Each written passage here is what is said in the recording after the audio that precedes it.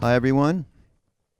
Raghu Marcus, back with the last time we did this, Jack, actually, because I listened to it. Jack and I did a podcast around his new book, which is still new, no time like the present. And I said, yes, I'm introducing an old friend, and people would say he's low-hanging fruit as far as chatting with a guest on Mindrolling. And so here we are again, and I'm gonna dispel that whole idea of low hanging fruit, especially with someone like Jack. I am low-hanging fruit. I know it's true. Yeah, I can feel the fruitiness part is certain, and I'm hanging lower as I get older too. And my whole Yeah. body is sort of drooping in different parts. But Yeah. anyway, sure. Yes. So welcome back, Jack. Thanks. And I just said to Jack off the air that there are so many different. It's such rich material in this book that we could do 5 podcasts on it. And so there are some things that I didn't get to last time, and there's some other things that I want to chat with Jack about.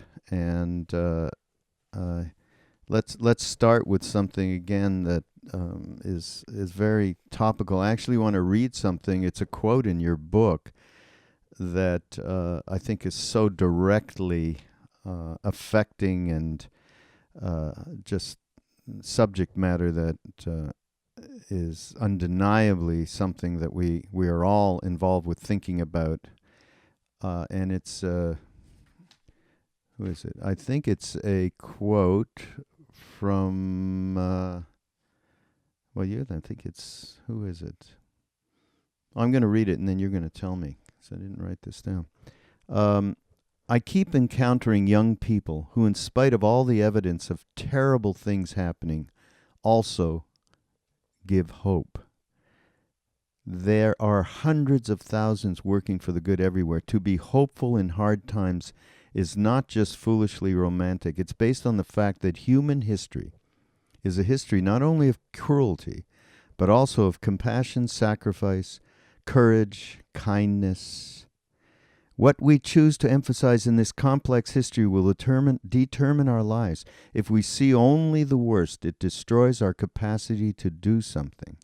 If we remember those times and places, and there are so many, where people have behaved magnificently, this gives us the energy to act, and at least the possibility of sending this spinning top of a world in a different direction. The future is an infinite succession of presents, and to live now as we think human beings should live, in defiance of all that is bad around us, is itself a marvelous victory. If that doesn't apply to us right now and is addresses especially next generation concerns and possibility of just getting just out and out depressed on a daily basis, seeing what is going on in this world. I don't know. It's H.L. Mencken, I believe, right? Is that correct? No, it's Howard Zinn. Howard Zinn. Howard Zinn, who was the author of The People's Oh, History of the U.S., a very uh, powerful read and volume about our whole national project and development from the earliest days, but written from the point of view of the farmers and the laborers and the slaves and women, people who are all written out of history. hmm. Um, and it's quite magnificent. And what Howard has to say there is truly the result of years of his own teaching and being one of our great contemporary kind of social philosophers. Hmm. The truth is that, the news, which has caused so much anxiety for people, and there are these really big problems about the environment or about continuing warfare and racism and injustice and economic inequality and so forth. The news almost always focuses on the negative. If it bleeds, it leads. And basically, during the course of this podcast, there will be 1 billion acts of kindness and care, people helping one another in all these ways. And the ones that make the news will be that minuscule fraction where somebody hurts another person, or someone gets overwhelmed with anger or fear or prejudice and so forth. And we get a really skewed view of who we are as human beings. We also get a skewed view because, sadly, the dynamics of politics, and especially of electoral politics, is that people get elected on promises to protect you, and usually or often that's done by scaring people. If we can scare the populace, that was H.L. Mencken, then we get elected. We will save you, we will protect you from blank. And blank can be the immigrants or the Mexicans or the gays or the blacks or the browns or the yellows or the communists or the Muslims, or we have the enemy du jour. And we project it out as if something out there is dangerous and these politicians are going to make us secure. But the truth is that we are already secure when we know who we are. Not secure in the sense that things won't change, not secure in the sense that we won't grow older, or that, that life doesn't contain joy and sorrow and gain and loss. That's human incarnation. But when we know that who we are is awareness itself, is consciousness taking human form, and then we can play in this human realm and do beautiful things as a bodhisattva, as a being who cares for the world, and not be hooked by the fear and terror, not let the terror outside, which is being spewed by the media, not let it terrorize our heart. Because we are bigger than that. We are freer than that. And that is our birthright. There's another place in the book where I like this.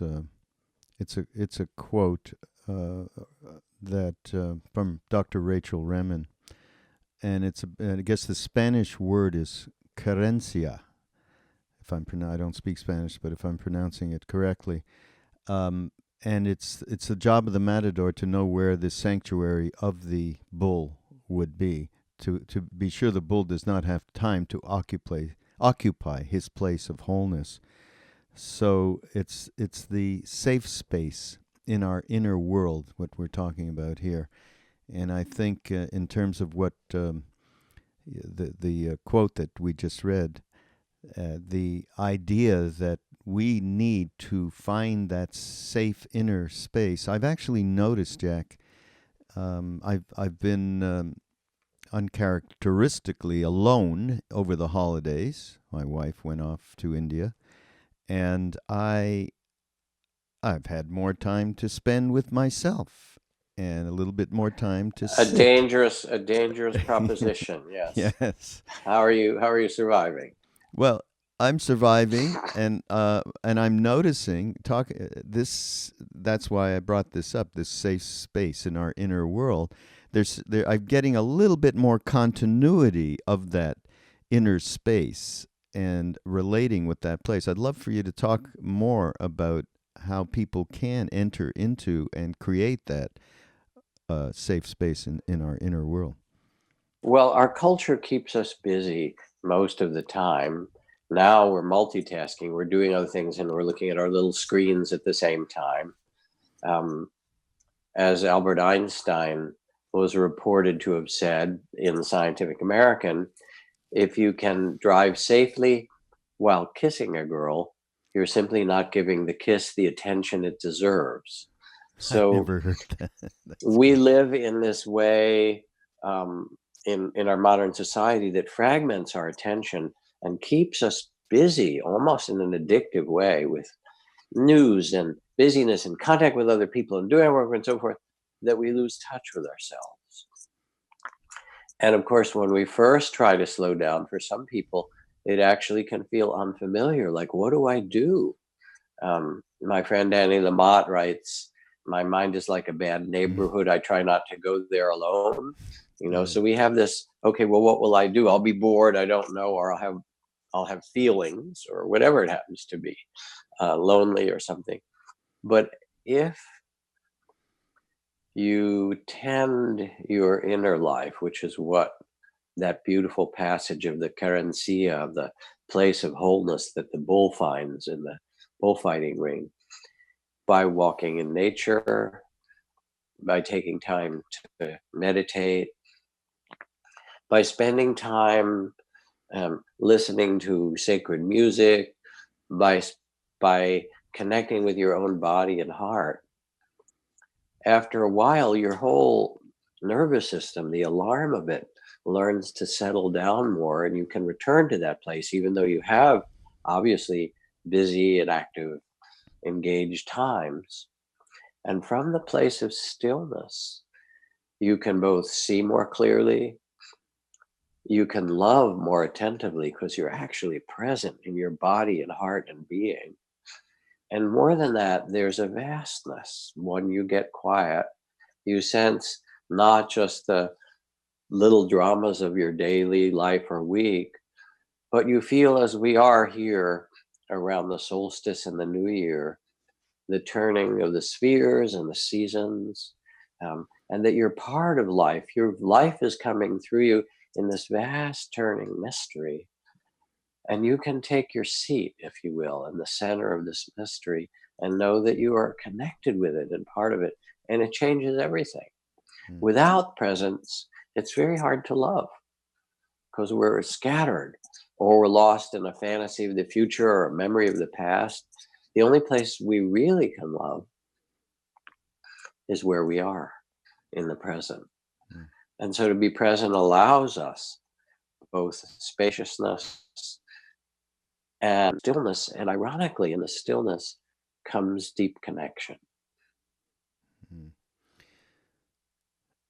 And I think part of it that is really important is the word safe, because many people these days, of course, do not feel very safe.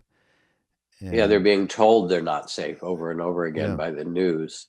Yeah, and everything around them, and it's not a matter of looking for, well, let me make $1 billion and I'll create a wall and guards and I'll be safe. It's obviously not that, but the safety. I mean, again, I'm relating to my own experience. I think safe content, I think, is a good corollary to safe. Us being content in the moment, in the presence that you're talking about. But that's beautiful. That's beautiful. And the truth is that our notion of safe is childish in a certain way. We get worried about, I don't know, airplane crashes or terrorist attacks, which are scary. There's no question, and terrible. But more people die driving their cars, or slipping on the floor in the bathroom when they step out of their shower by 100 times than terrorist attacks. And yet we're not afraid to go in the bathroom, and we fly all over the place. Helen Keller writes, security is mostly a superstition. Children on the whole realize this and understand it very well. Life is either a daring adventure or nothing. And the idea somehow that, we're supposed to build the walls and save the money and have the relationship where that person won't change and we won't, and everything will be secure and safe, is a fiction. There's a deeper safety. And the deeper safety my teacher Ajahn Chah called the wisdom of uncertainty, or the wisdom of insecurity. And people would ask about things they were worried about or concerned, or even things they just want to understand. Tell me about meditation. Tell me about enlightenment. And he would laugh and smile. He'd say, it's uncertain, isn't it? And you ask something else, he'd say, it's uncertain. And he said, become comfortable with uncertainty.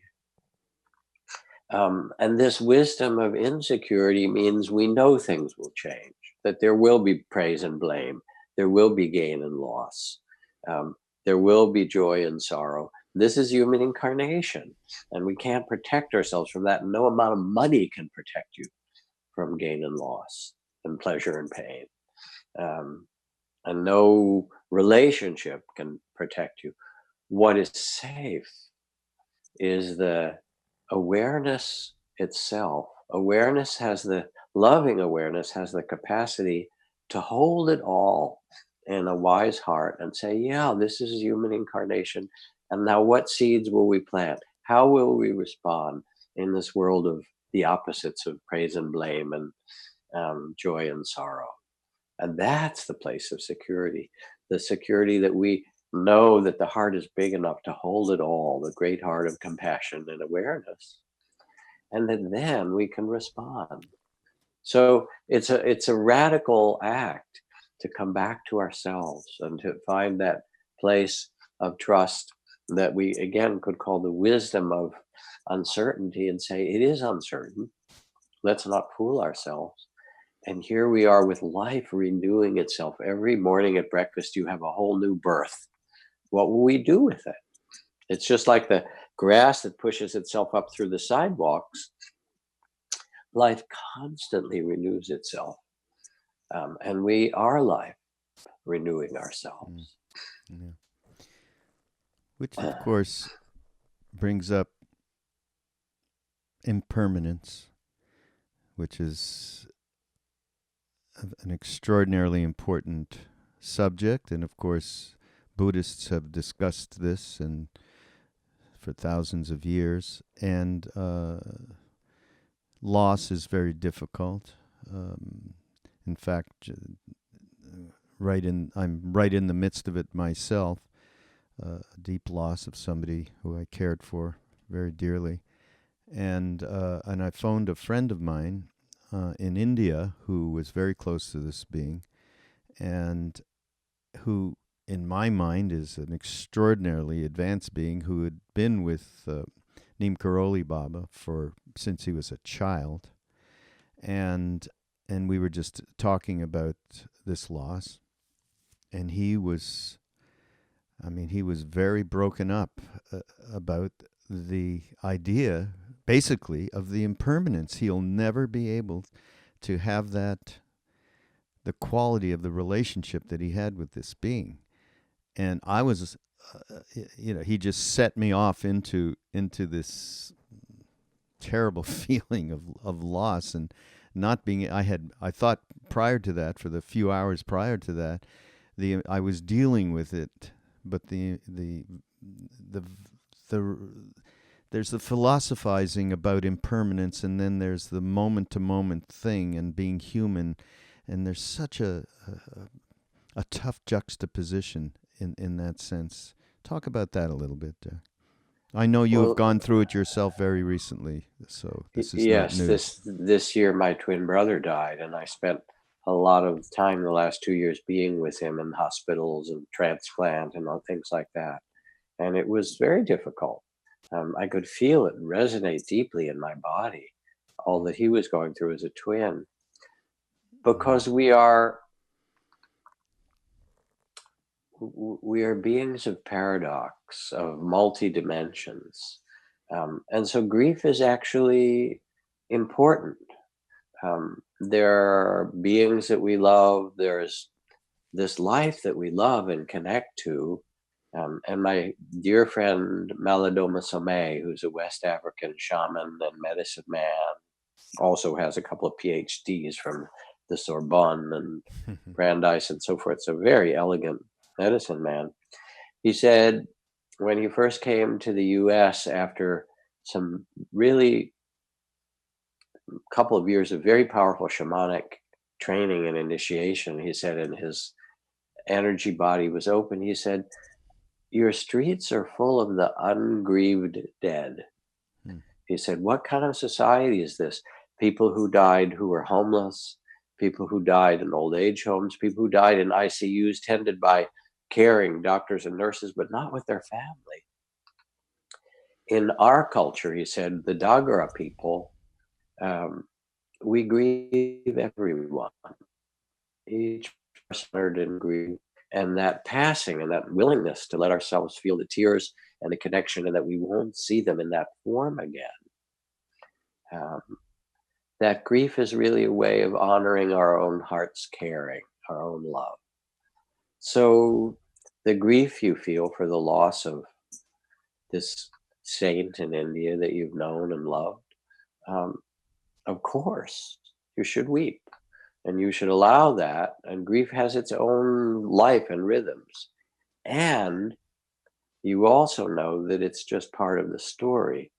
Um, it would be too easy, kind of, to make a spiritual bypass and say, well, Mm. everything's Yeah. impermanent. So, Yeah. and she was a saint, she's fine, and I'll be fine, and so forth. But then your heart is closed. So you let it touch you, you weep for all the losses today, for everyone in the world that shares this tenderness. And at the same time, you also understand at the deepest level that she hasn't gone anywhere, that death is a fiction, that we return, we are consciousness returning itself, as Thich Nhat Hanh likes to talk about. He says, you look in the sky and then you see the most beautiful cloud, the color of it and the shape and the form. It's like, oh, this is just the most enticing cloud I've ever seen.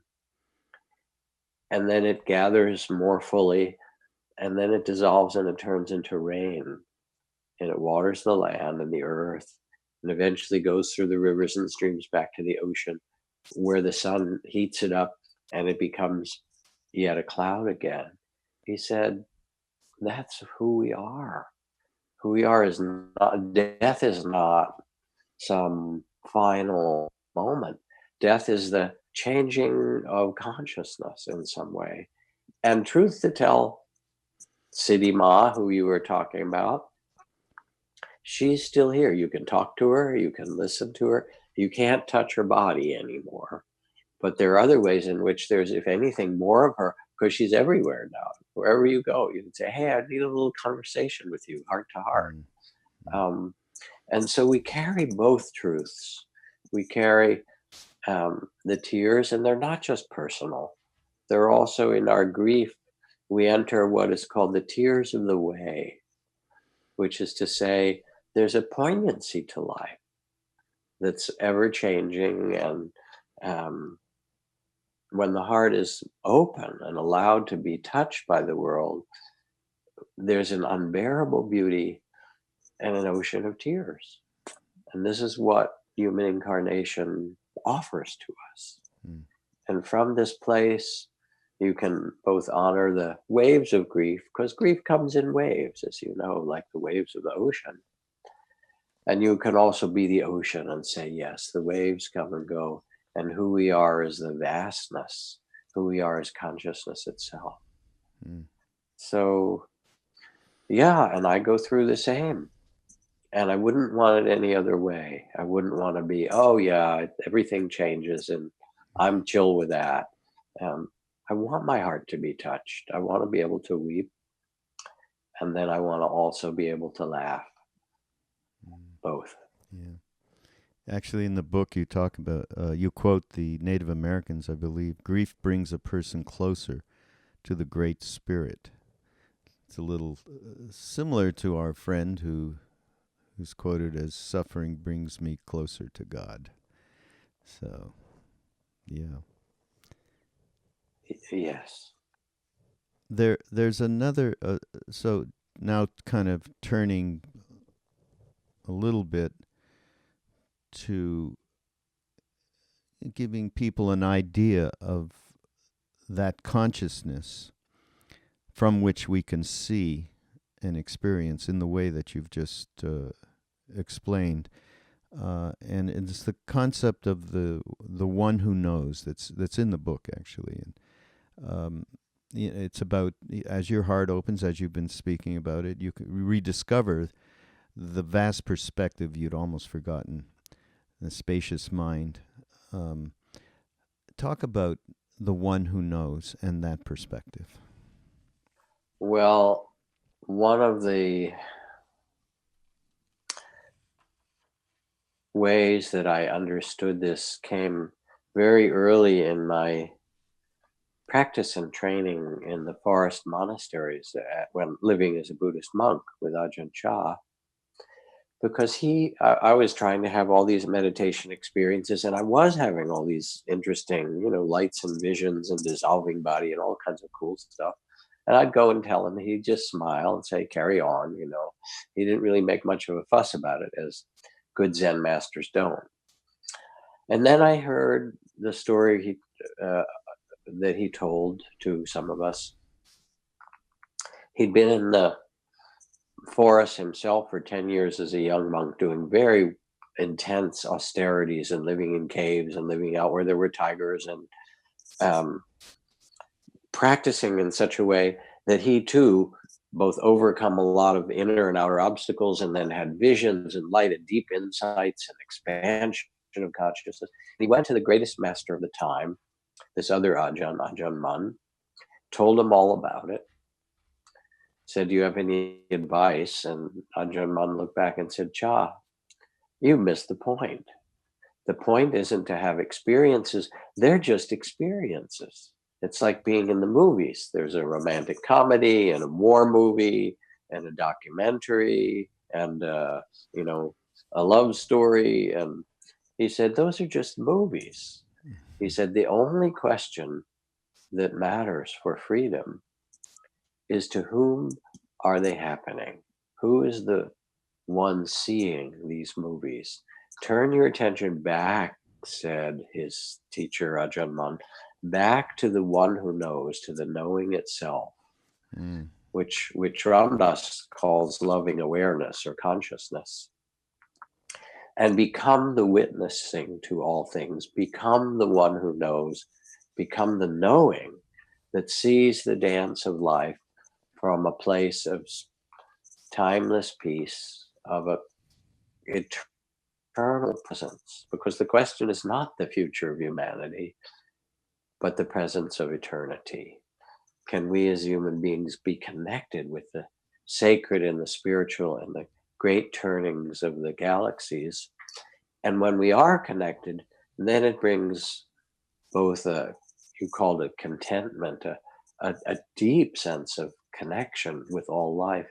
And it also brings a kind of fearlessness, because then we can go out and mend the world and work for justice or do things that, really stand up for those who are vulnerable and so forth. But we don't do it out of anger or fear, which just makes more of its opposite. We can do it because it's us. You don't say, oh, my poor left hand, I hurt it on the stove, maybe I should help it, and I'll send my right hand over to help. You immediately tend to burn. It's us. It's part of our life body.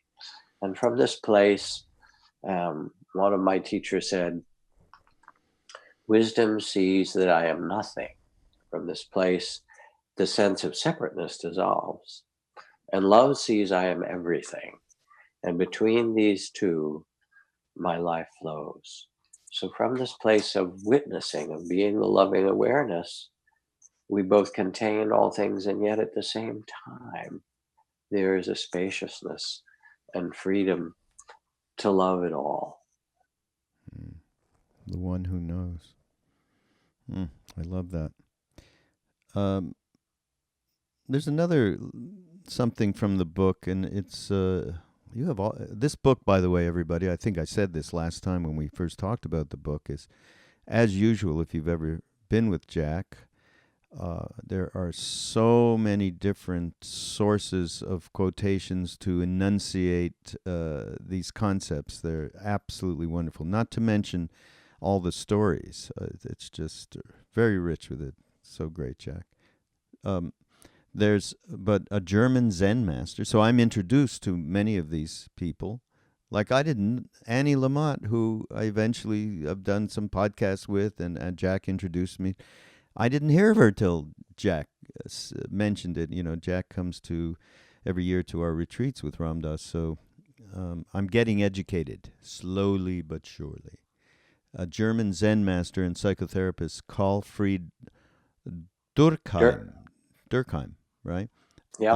I have to quote this because it's very special. The person who, being really on the way, falls upon God bless. Excuse me. The person who, being really on the way, falls upon hard times in the world will not, as a consequence, turn to that friend who offers him refuge and comfort and encourages their old self to survive. Rather, he will seek out someone who will faithfully and inexorably help him to risk himself, so that he may endure the difficulty and pass courageously through it, only to the extent that a person exposes himself over and over again to annihilation can that which is indestructible be found within. In this daring lie dignity and the spirit of awakening. That's fantastic. Yes. But let's talk about that risk. I think that that's the crux of it here. Well, before I say something about the risk, it actually makes me also think about the death of this saint, this wonderful woman, Siddhi Ma. Um, and with her death, um, I see almost a kind of transmission to you, Raghu, and to those who knew and love her. Um, you have to become Siddhi Ma. It's not like you can now go and hold her hand and say, "Here, bless me," and fill me with your love and tell me the stories and so forth. You now carry her, and this becomes you go through her loss and death, and you grieve, and it's honorable. And then if you ask her, "Okay, Ma, I've grieved, I feel the loss, I've wept," and she acknowledges, she wouldn't turn away from your tears. And then you'd say, "So what now, Ma?" And she'd say, "Okay, Raghu, all right, now you must become Siddhi Ma. You must carry this." And so, in some way, as she dies, and as something dies for you, then something new that's more indestructible gets born in you. Thank you. And you carry that. And then you say, "Oh, I'm unworthy. I don't have, I mean, she was great and I'm small. She was wise, whatever." Nonsense. No, I'm sorry. You have your task. Thank you for that. Thank you. Yeah, and uh, what Durkheim is saying to us, um, we're all going to go through loss. We're all going to go through difficulty. It's part of the human lot. It's part of human incarnation. How do you do it? Oh, poor me. Oh, it shouldn't have happened. Oh, I'm unworthy. Oh, all the kind of ways that we can get, sadly, that we can lose a sense of our own dignity and our own capacity and get overwhelmed. And it happens. We all get overwhelmed too. But those very difficulties, he's saying, those are the places where we learn the real deal, where we learn what it means to stand up again, to love in spite of, to bring our best to the world, to not be taken over by the kind of marketing of terror and let it take over our hearts, to say, "This is not what I will carry, and this is not who I am in this world." To go through the very great many people listening have in their families and communities and loss and the medical calamities and other kinds of things like that. And then, of course, the tears we carry and concern for the vulnerable of the world in so many ways around us and beyond. Um, and to say, "All right, let me die to some small, fearful self." In Buddhism, it's called the small self, or the body of fear. And let me remember, oh, nobly born, that I too am the sons and daughters. You too, whoever is listening, are the sons and daughters of the awakened ones, that you are placed here as consciousness itself. You've taken birth and you can do beautiful things in this world. Even in the smallest gesture, it doesn't mean you have to go out and, you know, save the world. You save the world with each gesture of kindness. You save the world with every beautiful child that you raise, with every conscious business that you start, with every um, with every time you go and drive. You have a chance to drive in a way that is respectful of this world that we share and those around us. And somehow you become the light that you want the world to be. Hmm. I like the word risk in all of this, because that's something that many of us don't want to take a risk. Uh, it implies encountering something bigger than ourselves, or feeling of this is more than what I can handle. And so it's easy not to take that risk. That's why I love this little passage, and that risk implies courage. I Yes. think they're connected, very much so. Well, there's two kinds of the risk, you know, the thing is that the risk will find you. You can take it, but it's going to come anyway. In some way, you're going to have difficulties. It's just how it is. And one part of the risk is, can you risk feeling it and bearing it and go through it? The risk to go through the loss, the risk to go through what is difficult, the risk to go through a confrontation, the risk to stand up for what you believe and give voice to it, even if it's not what others are saying, but you know it to be true in your heart. The risk to be true to yourself and not what others expect of you. Those are all risks um, that ennoble us. We are going to have devastating things happen to us because we all get old and sick and die, for example. That's one small little devastating thing, right? And many other, and that happens to everybody else around us. You look around and say, "Oh, to whom will that happen?" Holy caroli, as they'd say, everybody, and in not many years, almost all the people that are my peers and the people I love and have gone through, 70 some years of life with, all gone. That's the truth. So we don't have to look for risk. Living is risky, and then we die, right? But how do we carry ourselves? Can we speak up for what matters? Can we stand for what's right? Since we're going to die anyway, we might as well make it a magnificent dance, you know? Yeah. In the past, you and I have talked quite a bit about anger, and we've had a bit of similar backgrounds with angry fathers. And and in the book, you do talk also about the value. There's a value. Anger as a value is a legitimate thing. So I love that. But uh, I think it'd be great to. There's one story that, if you don't mind telling it, it's the story of you trying to get a koan right with Joshu Sasaki Roshi. Do you recall that? I know this story very well. Anger is in the Greek tradition, it's called a noble emotion Mm. because anger can have tremendous clarity with it. Um, it's noble when it's used in the service of um, some higher values and so forth. The problem is that often when we act on anger and we get overcome by the emotion of it, we're actually not very skillful. And if we look really honestly underneath our anger, there's hurt and pain and fear. And often, if we can express and acknowledge this is the pain or this is the hurt to another person, instead of being angry with them, say, I really feel hurt when you say that. I'm really afraid when this happens around. Um, People listen in a very different way. We get a much more useful response than the anger that also has blame in it. But there's a clarity in anger that says there's something wrong here and it really needs our attention, and often it needs our action. And so, people think, well, getting angry isn't spiritual.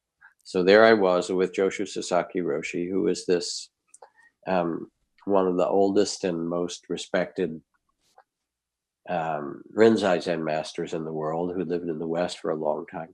He had some other problems, unfortunately, as a womanizer and other things like that, which we also hear about in the spiritual world. But anyway, and I was sitting one of my first retreats or sesshin with him, and he'd be a koan, and then you'd sit and sit and sit and do a little walking and sit, and then they'd ring the bell, and then you had to run and get in line and go and see him and answer the koan. 4 times a day you would see this, and he'd sat there like a mountain, and you go in and he would say koan, and I would say, what is the sound of one hand clapping, or which is a famous Zen koan, or does a dog have Buddha nature? He gave me a different koan than that, which I won't say, and I'd give him my answer. And he looked back at me and he would shake his head, oh, no good, and ring the bell. And then I go in, rush back after 4 hours more of sitting. He'd say koan, and then I'd say, what is the sound of one hand clapping? They'd look at me and he'd say, what is the sound of one hand clapping? And the minute he asked the koan, all rules are off. You can do whatever you can to answer it. And I thought my koan had to do with letting go, dying, being reborn. So I flung myself up in the air and fell down on the ground and died. And after lying there for a while, I sort of opened my eyes and peeked at him, and he said, oh, you a teacher? No good. And rang the bell. Not dead either, Then I went in another time and tried to answer it badly. And he said, 2%, no good, And then another time he said, oh, you, too much thinking, rang the bell, and over and over and over again. And I was getting more and more and more frustrated. I went in again. He said, oh, yeah, yesterday, 2%, today, 1%, ring the bell. And I started to get very angry, like over and over. And he was, pushing my buttons. You teacher, come on. So I was furious. And I went in to see him. Sitting, they ring the bell, rush, get in line. And I thought, I am just really pissed. And he's a Zen master. He should be able to deal with this. So I go in and I bow, and he looks at me and he says, koan. And I look at him and I say, fuck you, Roshi. And I put out his candle with my hand, and I grab the bell and I ring it myself, and I start marching out, quite pleased with myself. And as I get to the door, I hear him say, oh, no, not the answer, and it was a great moment. Firstly, because Zen allows for everything. All right, show me your anger. Here it is. All right. Not quite the answer to your koan. See what else you got. Show me everything. I did eventually get an answer to the koan that satisfied him. But in the process, it was a kind of letting go of everything I thought and who I was, letting all the emotions, let it all spill out. And he would just, no good, keep coming, until finally I was somehow empty and I could see with the eyes that he had to see the answer to this koan. So great story. Yeah. I love that. Oh boy. Well, as I mentioned to you before we got on, I had a very insightful podcast with a man named Dr. Robert Svoboda, who had an amazing teacher in India in the 70s, kind of around the time when we were all there. And he wrote these books around the Agoris and his teacher, who was an Agora practitioner, and which Tantra is a central part of their practice. And the third book was around the law of karma, and we did this thing around it, and it just stimulated me to want to discuss with you a little bit around karma. One of the things that he said, and I'll quote a few different things and we can just sort of comment on it, that got me, Krishna, from the Bhagavatam, Krishna said, karma is the guru. Nay, it is the Supreme Lord. And this is from the Srimad Bhagavatam. And that kind of started our whole conversation off around the import of having awareness of what karma is and its effect in terms of our, not in the big philosophical thing, karma, or in the I'll poke you in the eye and you're going to poke me back, cause, the materialistic cause and effect thing. But can you just talk a little bit about what in the teachings of certainly Buddhist teachings, and just karma and our experience of the world, and what karma is and how we experience it through our Well, daily lives? I'd like to talk about it in a very simple way, because there's cosmological ways of what is the karma that you make from one lifetime or birth to another, which is not really available to most people to see or know. So it would only be a kind of intellectual belief. Yeah. But when he says karma is the guru, what he means is that, at least from my sense of it, and Yeah. it's beautiful, is that we can observe that how we act and move through the world creates the kind of life and world that we will have. So that if we treat people angrily and disrespectfully, after a while, the world is going to get angry and disrespectful back to us. And we see it. That's what happens. If we treat the world with love and compassion and kindness and so forth, not only do we become that, but the world starts to also respond to us in that way. And you know the people that you care about who are the most loving or the most caring, how you see them, how you respond to them, how you care about them, because it goes both ways. So you begin, the first thing is that you begin to see that the first verse of the Dhammapada, the great Buddhist text, begins, mind and heart is the forerunner of all things. And how we tend our heart and mind and then use that to express ourselves creates the kind of life and world that we'll experience. Doesn't mean we won't have pleasure and pain and gain and loss, but as we go through these things, we go through them in completely different ways. So that when Nelson Mandela walked out of 27 years in Robben Island prison with so much magnanimity and generosity of heart, so much compassion and forgiveness and wisdom, they can put your body in prison, but no one can imprison your spirit. That spirit that he had changed South Africa and changed the imagination of the world in some beautiful way. So this is really what karma means, that you can see how you are, how you tend your heart, how you act becomes the way that you move through the world and how the world responds to you. Now, the beautiful thing is that it's available moment to moment. And this is where it's most helpful, because the key to karma is intention. Cetana is its word in Pali or Sanskrit. And so, for example, if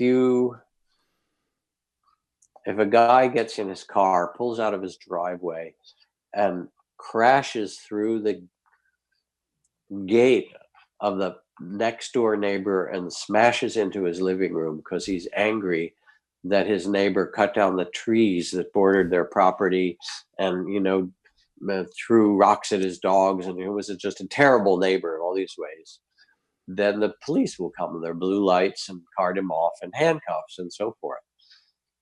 But if a guy pulls out of his driveway, crashes through the gate and into the living room of the house of the neighbor next door, cause his accelerator pedal stuck in the car and he couldn't stop it. Same guy, same car, same crash. All the physical things are identical, but the intention was different. The guy might be upset whose home it was, but he'll come out. Are you all right? Were you hurt? Let's call the ambulance. Let's see what insurance we have. The response is entirely different because the intention was different. And when you're in a conversation with somebody, let's say you're in conflict with a person, or it's a difficult conversation, or even if you're texting or emailing with someone and there's problems, if you can take a break, take a moment, pause, take a few breaths, and say, well, what's my best intention? Or what's my highest intention? And very often in that conflict, whether it's in your family or work or community or something, when you stop and ask that question, the answer will come, well, I want to work this out. Instead of I want to prove that I'm right and so forth, that underneath my very best intention is more based on love, more based on connection, more based on working things out in some way because we have to live together as creatures. And when you feel that, then you look at the text you composed or the email, or you feel what's about to come out of your mouth and you change the words. You realize, oh, when I send this, it's really the way I wrote it. It's aggressive and attacking, Mm. and it's going to get more of that back. But actually, I really do want to solve it. I want to connect with them. Let me change those words. Or even when you say what you have to say to that person, instead of attacking, you can say, this is really hard for me. Or, this really hurts. Or this scares me in this way. And your whole tone of voice changes talking about the very same problem Mm. because your intention has changed. So Mm. this is really the way that we understand karma moment to moment. And if you understand that, all the rest of karma will take care of itself. Mm. Well, what it reminds me too is the idea that, well, we are constantly creating new karma That's every correct. moment. And Yeah. we, at the same time, it's like we can, um, it's an opportunity. It's an opportunity to Yes. change what our future is. Absolutely. That's beautiful and quite correct. Yeah. So, I think one of the most difficult things around creating karma is the self-identification with actions and reactions, most particularly. And he said the more strongly we identify with our karmic actions, the more closely our experience will conform to the reaction they promise, as you just mentioned in that example. Uh, I think that there's one great concept actually from the book around creating spaciousness and creating a gap that goes a long way to helping move our karma into a positive direction. And so maybe talk a little bit about creating the gap in the spaciousness that allows us to make that little turn. Well, that Uh, was exactly what I was saying, that when you can take 3 breaths or two mm, breaths in a conflict or in a situation that's difficult or dicey or problematic, um, and as you quiet yourself for those moments, then you can ask, what's my best intention, what's my highest intention, and the heart then becomes the guide rather than reactivity or the ideas, okay, I'm gonna, you know make sure they know I'm right and they're wrong, or whatever it happens to be. The ability to take that loving mindful pause is part of what grows as we develop a meditation practice, mm, as we walk in the mountains, as we quiet the mind and tend the heart in whatever spiritual way we can, as we chant or as we do whatever our nourishing spiritual practices. That brings us back to ourselves. And then when these things escalate, like, oh, let me take a pause, let me take a breath, let me listen to what my heart might say that I could do as a response. Um, and it's why, in a certain way, why we practice, not to get something or have some special state, but actually to be available to life with our heart. It's not about self improvement. It's really about being available to love, love in ourselves, love to others, becoming that loving awareness. And then the availability of those gaps and those spaces, mm, instead of being the doer who's always trying to get things done and finish and conflict and make and so forth. We can be, mm, as Ramdas said in his very first book, Be Here Now, yeah, we can actually be where we are mm, and tend this life and those people that we're with and so forth with a more spacious and loving heart. mm, Because our identity shifts. We're not so much the one who's doing it in conflict. We're the loving awareness that say, all right, how do we how do we respond? What's the most the the highest, or the you know the best intention we have. Mm. Well, that just brings up one interesting thing that is part of this whole dance, and that is when we speak about intention, we speak about an action that we hope will result in positive karmas, obviously. So I think we need to talk a little bit about free will and fate here. And from your point of view and everything that you've garnered over the years, how do you see that? I'd rather talk about it this way, because that gets philosophical for some people, puts them in their heads. Um, Hmm. and Thomas Merton explained it beautifully, the Christian mystic, to a somewhat burned out a young activist. He said, as you do the work for justice, as you do the work for the care of humanity or the earth and so forth, he said, your your task is to plant beautiful seeds, um, and to carefully tend your best intention. So the intention isn't to get over on somebody or fight with somebody, but it's to really make something happen. He said, and then as you do this work, sometimes it will succeed, sometimes it won't, sometimes it might even bring about its opposite. This is not up to you. Um, Hmm. More and more, what's necessary, he went on, is for you to simply concentrate on the value, the truth, and the rightness of the work you do. And so, again, the beautiful teaching is, um, that you get to plant the seeds of karma, but it's not up to you to determine the fruit. Which is to Hmm. say, you get the simplest way is to act beautifully without attachments to the results, because you don't get to choose when the results happen and how they will be. They might happen much further down the line. It's not up to you. But what's up to you is, how do you carry yourself, and what seeds of beauty do you water in this world and do you plant? And that's really the key to karma and intention. Hmm. Beautifully said, Jack. Well, we're probably out of time here. I don't want to take up any more of your time, and I do. I want to thank you for being here in this moment for me. Actually, it's very warm and connective, as you always are, and any of the time that we've spent together. So I appreciate you. I really do. Thank you, Raghu. And I'm glad to do this. And, thinking about all those who are listening, I'm grateful for your attention and for the goodness in you, or for the wisdom, or for the loving awareness that is your true nature, that you can trust, and that we're in this all together.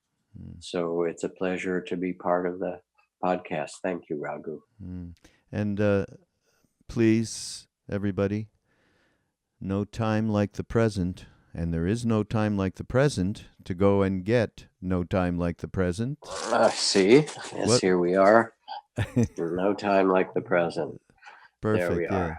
Yeah. Yeah. Yeah. It's a wonderful book, and as I said, we can do. We probably will do a few more podcasts around Who this over the knows? years. Yeah.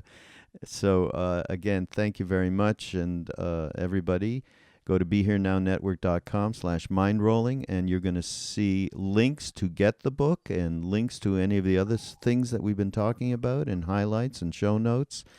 Make it easy for everybody to get in to get a feel for the podcast, and we shall see you next week on Thank you. Mindrolling.